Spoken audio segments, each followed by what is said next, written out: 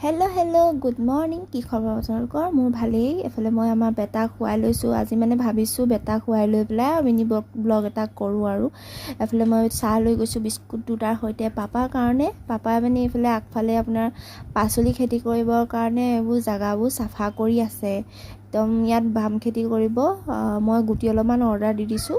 আৰু এইখিনি চাওক জলফাই আনিছিলে মানুহজনে, কিনি অনা দেই, কিনি আনিছিলে।